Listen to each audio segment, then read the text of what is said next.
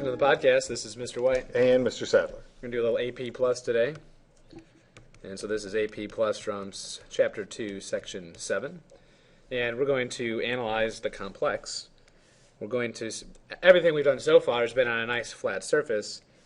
Well, what if our object now sits On a ramp. on a ramp, which makes things significantly more complex. And so we talk about a lot of this, so let's redraw that picture. And I don't want to say that you have to take my word for this, but your life would be easier if you just did. Okay? If we have an object, let's say that object is just sitting here on the inclined plane, and we're basically looking at doing number 1 for you on page 215. What kind of forces are acting on this object, Mr. Sadler? The normal force. Okay, the normal force. I want to get to that one last. Okay, gravity. Sure, and gravity, of course, is always acting, Well, it acts toward the center of the Earth. yeah, always straight down. And then I have to have some sort of friction holding that object on the ramp, or if it's sitting there. Okay. Even if it wasn't sitting there, there'd still be some friction. But let's say, of course, that, let's say that friction is holding it up there. The object here would want to slide down the ramp. down the ramp to the left. So friction must be acting To the right. to the right and Up the ramp. up the ramp. See, we didn't cover this in the last podcast. Friction has to be parallel to the surface. Right. So what you see is this mess of a problem, because all of a sudden you have lots of planes of motion.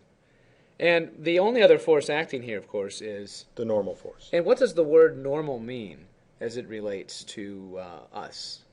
It doesn't mean straight up. It means... Well, wouldn't it be perpendicular to the surface? Perpendicular to the surface. So if you remember your geometry class, when you guys talked about normal things, the thing that was normal to the surface or normal to the line would form a 90-degree angle. So what you see here is that the normal force and the frictional force are still normal to each other, but because gravity has to act straight down, it's no longer opposite to the normal force. It's no longer normal to the frictional force.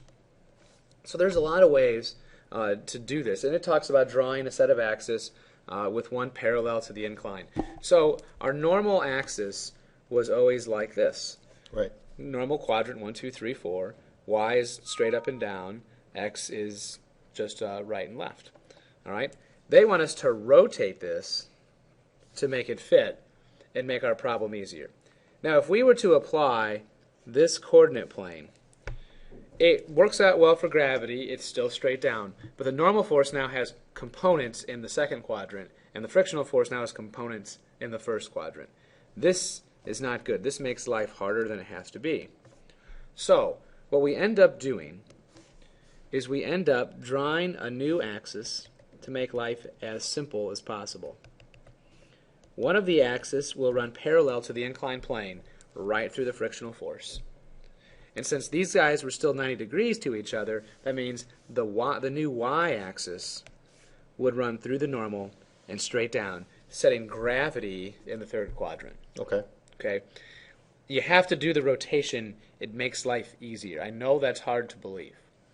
Now, the reason why this all works, because you're looking, first of all, you're thinking third law and equal but opposite forces. As I'm staring at this, I see 3 forces. How can we have equal but opposite? Okay? Well, here's the trick to the whole thing. All right? Part of gravity is equal and opposite to the normal force. Okay?